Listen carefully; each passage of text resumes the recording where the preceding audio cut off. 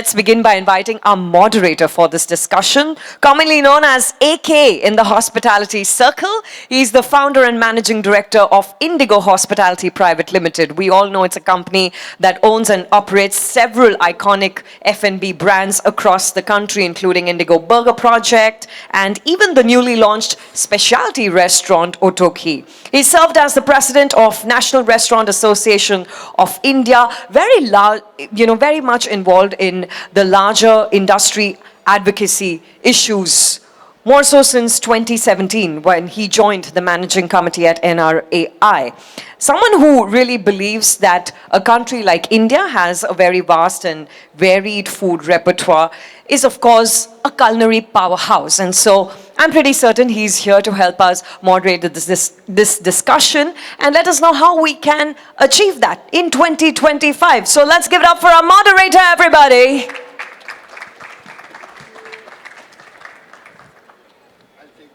Yes.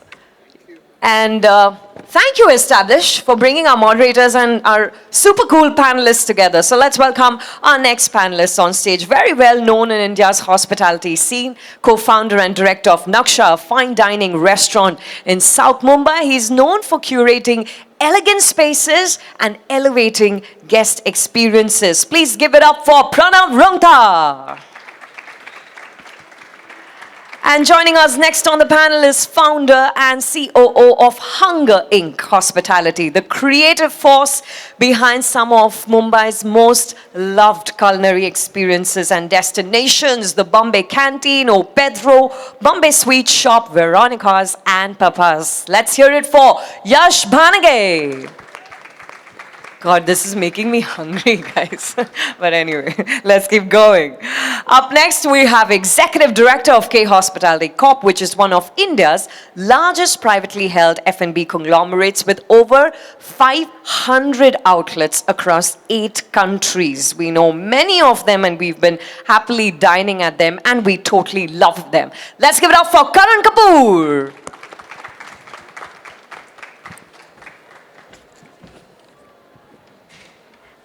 And lastly, we have CEO and founder of Chrome Asia, driving force behind Mumbai's evolving dining and also the nightlife scene, which we so love. Late Checkout, Gigi Eve, Donadelli, Shai, Laila, with 10 outlets spanning over 45,000 square feet. His creativity, I think, doesn't only stop at restaurants, right? Because he's recently forayed into boutique hospitality. And let's invite him on stage and know more from him. Pawan Shahri is here with us. All right, and that's where I'm going to go on mute and hand it over to you. I will start first with Karan. All right? Karan, first thing I want you to just, because the context is about experience versus just stopping your tummy, what kind of trends did you see during the, say, last 5 years, and do you see that trend changing? This is from the perspective of eating out versus calling in. Experiential dining versus the basic need to top your tummy. Yeah, so as a category, I think that's really more at a macro level. India's growing. You're seeing more people kind of, become consumers who are eating out today. So I think you're seeing dine-in growing very well. So I think that whole piece of delivery taking over dine-in, I think, is a bit overblown. Yeah, that for sure. I think that can apply. If just to set the records right, when it comes to cloud kitchens, they aren't restaurants. They are kitchen and they are dependent purely on delivery. But as far as restaurants are concerned, and I think I will be fairly right if I say that delivery sale percentage for us ratio will not be more than in single digits. Yeah, so it depends. So like I'll give you an example. Like we've got formats which are more, let's say, a little wider audience in terms of accessibility, price points not as high. Those you'd see delivery stretch up. So fine dining restaurants, single digit. You go into the next tier, about 1,000 rupees spent per customer. It goes to about 20%. You go to QSR, which are your fast food, it goes to 35%. So delivery does play a decent chunk, depending on the segment. But still, dine-in is really the core of the brand. Okay, Yash, I'm coming to you next. Now, you are what I call the purveyor of great creative food. You have, by the way, guys, let me tell you, while all of us open multiple restaurants of the same brand, this man has never repeated a brand. He keeps coming up with newer brands. Now, I'm going to ask you a very basic question because we are talking about dining out versus, the joy of dining out versus the convenience of eating at home. How much would you say your product loses its sanctity if it travels? I always say it's for all our, like within the company in Hungering Hospitality, we have 5 restaurant brands and one we have Bombay Sweet Shop, right? And the way we look at both sides of this business is very different. So I always say it is dining out restaurants, if you are ordering at home, you're ordering it out of convenience, right? So you're going to expect the product to be as 70% as great as eating it hot or within the experience. Seriously, you actually. I know that. Yeah. But when we do the sweet shop, like when we are planning the product itself, the amount of trials, the amount of changes we make without affecting the flavor, and there's certain things we can do with the product. So we play it very differently there. But to add to what he was saying, like if you look at us as brands, as most of us here, our post-COVID revenues are more than pre-COVID revenues, right? So people are dining out as long as the experience is worth it. Because where I look at, like the way we look at cloud kitchens and dining out is actually like if you look at consumer trends, it's like looking at Netflix versus a theater, right? If the movie is going to be that great, the consumer is going to end up in the theater. But if it is something that they want convenience of putting their feet up, sitting at their couch, which I prefer doing, I'll watch it on Netflix. But we as restaurateurs need to understand that that's the consumer trend that you see and you can't fight it. So just make your products to be great enough that people are lining up and coming, dining out for it. But there's no problem being a Netflix and being a great Netflix and delivering great food at home. So I'm Pawan, I'm going to come to you now. I totally agree. Experience is what people take back home. That, when you go out of a restaurant, I'm sure everybody will agree. They think about, I had a good time or I did not have a good time or I had an average time. It's all about experience. Now, very traditionally, experience is a sum total of many things. From a design perspective, how important do you think is a design component in deriving the experience quotient for a consumer who comes in? Because you do very stylish restaurants, all these, I'm sure most youngsters know his places. And he does very stylish places. How important, when you conceptualize a restaurant, how important is design for you in bringing out the right experience to your consumers? So, 3 years back when we started Chrome Hospitality, design and aesthetic were the core philosophy of the company when we had the thought that, okay, we want to get into the ownership of restaurants. And this whole idea stems from that the eye is pleased before the mouth is whenever you visit a restaurant. And the initial convincing factor for someone, or rather the way they actually come across your space, today is digitally. Instagram being, say, the core communication factor. And I think the best way to put across your brand today and market it is by letting people know the way it looks and what the brand stands for. And then there are multiple other sort of standpoints, which are your brand tonality, the colors, the language, and how you've actually integrated them within the space. So space is a very, very important part on a company level of what we do. And then, of course, equally important parts are the service and the F&B. Yeah, I mean, for us, space is that 1/3 of a quotient. Which we as a company wanted to make that change when we started our spaces and give it that importance of building it. So across all our restaurants, let it be GG, Eve, or even late checkout now, each of them are curated basis first the space that we get. So the character of the property is extremely important for us while building it, and then we build everything around it. No, so I'm not going to make your life very easy. You said the 1/3 of it is about design. Now there are so many other factors in a restaurant success. There is food, there is alcohol, there is the whole service experience, that X factor that comes in for a restaurant. If you really have to take like on a scale of 100, how much will you really put in 4 brackets? Design, food, bar, and service experience. So that's what. So how we've sort of integrated that is 33% each, F&B being 33%, the space being 33%, and then the service being the other 33. The reason why and how we've thought of this is even say compare it to any delivery restaurant, the packaging plays an extremely important role, right? When you're planning delivery, you'll think, okay, how is my food going to travel? The space for a restaurant is very similar because that's how you're serving your food, and that is the ecosystem where the F&B sort of belongs. That is where however good your service is, it also then depends on how comfortable your chairs are, right? When someone's eating your food, what is the background for that? Is it a plain white wall, or is it something filled with extremely great design of what we are seeing in this event today, right? So, in fact, this event today is such a great timepiece of what I'm trying to explain, because as soon as you enter any of these spaces that are made, you just enter a different world. And within our restaurants, we're exactly trying to create that. All right. No, certainly we all were enjoying that music. Okay. So, no, okay, let me take a little, an opinion of the audience out here.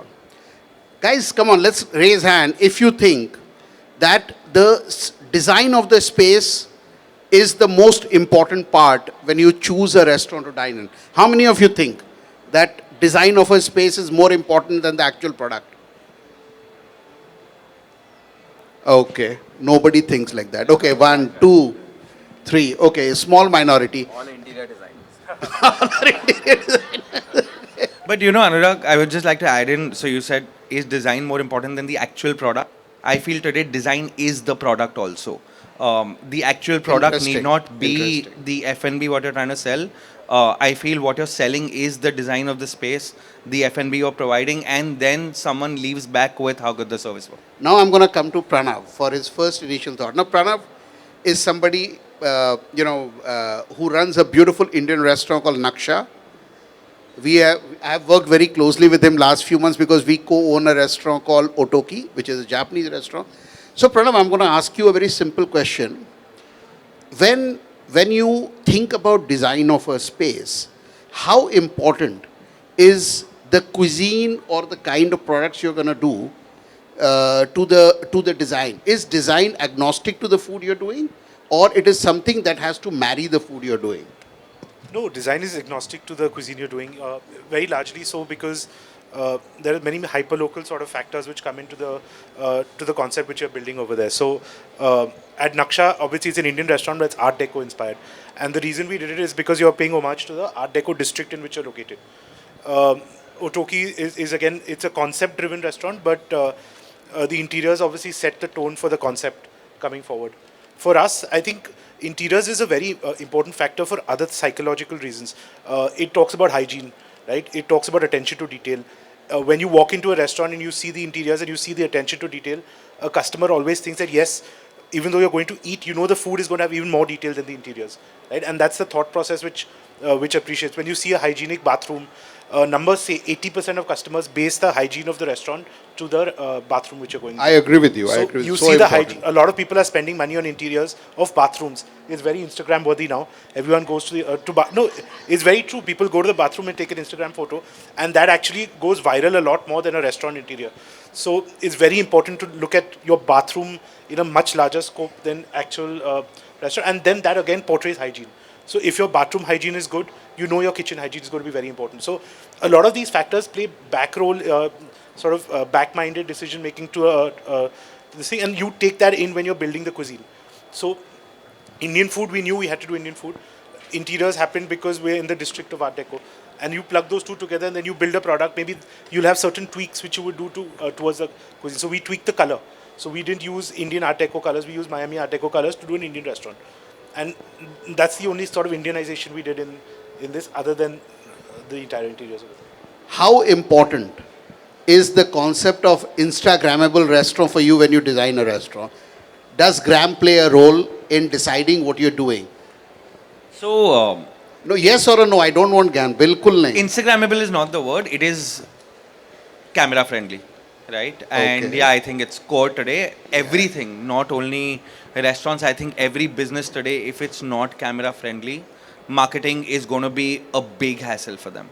What does the camera finally, where does the camera product land up eventually? So, primary ways of communication today is by a video or a photo, right? That's how you communicate. Let it be your product, let it be a restaurant, let it be a service you're providing, anything, right? If it clearly does not go well when you take a video or a photo of it, you're going to spend 10 times more to market the same product versus if the product is made to aesthetically suit the lens. For me, restaurants is only hospitality. Like hospitality is also Instagrammable. If someone put up a story saying Chitranjan took really good care of me, like that's the warmth that fills up your space. Totally, because totally agree with you. Bombay, because I know Bombay only, and obviously we don't do as many restaurants, but I'm going to say it openly. Bombay has some of the best designed restaurants with the worst hospitality. And we see these restaurants shutting down in a year. So I feel it's the hospitality that makes it the thing. You know, now you see like robotics and lots of these things happening. So, do you think this is a trend that is going to accentuate further and go on to become a mainstream, or it will remain one of those fancier things? Who is going to take this up first? Go for it. Take over. I think it is something that we will have to get used to dealing with in a good way.